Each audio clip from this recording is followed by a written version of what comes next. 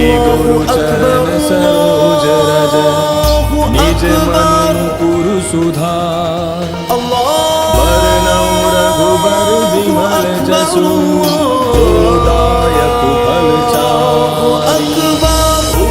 एक और जहां देश में जगह जगह लोग अपनी जानें गंवा रही हैं, वहीं राजनेता अपनी रोटी सेकने से पीछे नहीं हट रहे हैं। सवाल ये नहीं कि आखिर जनता ऐसे दंगे भड़काने वाले बयान को क्यों तूल पकड़ा देती है। सवाल ये है कि क्या राजनीति देश को पूरी तरह तबाह बर्बाद करके छोड़ेगी। सवाल यह है कि एक ही देश के दो लोगों को लड़ाकर सत्ता में बने रहना राजनेताओं के लिए इतना अहम क्यों हो चुका है कि देश और देश की शांति भाईचारा जाए भाड़ में, बस राजनीति होनी चाहिए। नमस्कार, स्वागत है आपका इंडिया रिपोर्ट में। मैं हूं आपके साथ सुष्मिता तिवारी। और एक सवाल यह भी है कि हवा एकदम राजनीति से चलकर देश की आम और मासूम जनता को जलाने की हवा दे देती है, जिससे कई घर झुलसकर खाक भी हो जाते हैं। लेकिन इन राजनेताओं को कोई फर्क नहीं पड़ता, क्योंकि देश की संख्या करोड़ों में जो है, 100 मर भी गए तो क्या, करोड़ और हैं जो इनकी चालाकियों में आकर देश को अपने ही देश के लोगों से जो बचा लेंगे। वाह रे राजनीति वाह। अब एक धक्का और जो लग गया है, अब ना जाने कितने और घर जलेंगे, कितने और मासूमों की जानें जाएंगी।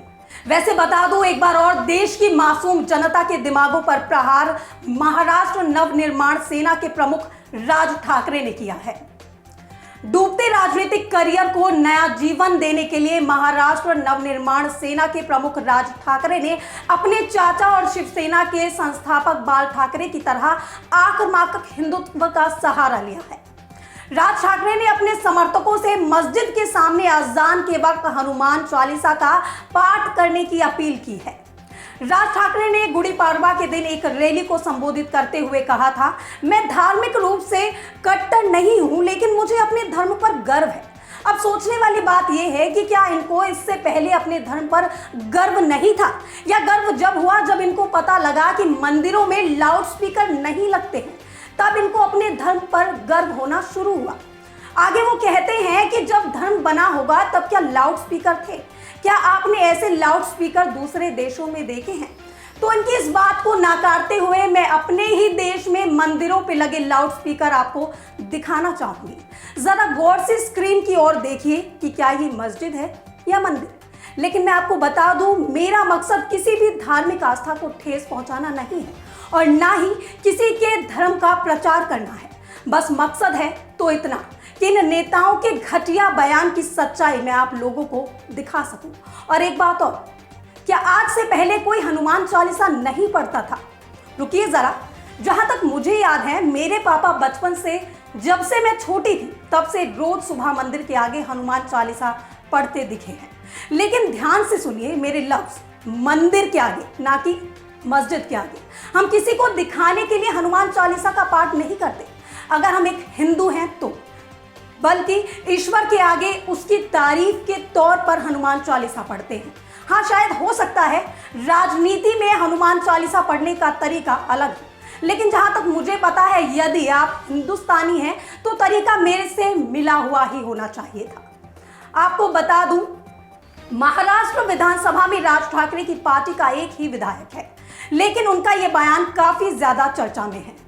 उनके इस संबोधन के बाद राज्य के गृह मंत्री दिलीप वासे पाटिल को मुख्यमंत्री उद्धव ठाकरे से मुलाकात करने के बाद बयान देना पड़ा कि धार्मिक जगहों पर लाउड स्पीकर के इस्तेमाल को लेकर एक समान नीति लागू की जाएगी।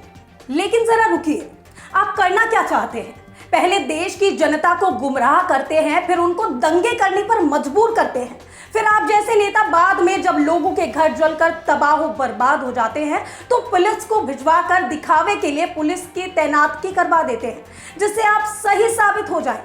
लेकिन मैं मान गई आप जैसे राजनेताओं की बात। ना रोजगार चाहिए, ना देश का बढ़ना चाहिए, ना देश की तरक्की, पर एक एहसान करिए हमारे देश पर, हमको अमन और चैन से रहने दीजिए, कम से कम हनुमान जी के लिए। क्योंकि जब भी देश की जनता तरक्की मांगेगी तो आप जैसे राजनेता तरक्की के नाम पर जहरीले बयान देंगे। उसके अलावा आप जैसे राजनेता हमें कुछ नहीं दे सकते, जो कि हमारे देश को खत्म करने के लिए काफी है। बस चलते चलते आपसे अलविदा लेती हूँ। लेकिन जाने से पहले एक गुजारिश है, ऐसे राजनेताओं के चक्कर में आके और इनके घटिया बयानों को सुनकर आक्रोशित ना हो। और अगर अपने आसपास ऐसी कोई घटना होते हुए देखते हैं तो आक्रोश की जगह सब्र से काम लें और मौके पर लोगों को समझाने का प्रयास करें, ना कि राजनेताओं की गद्दियां चमकाने का। नमस्कार।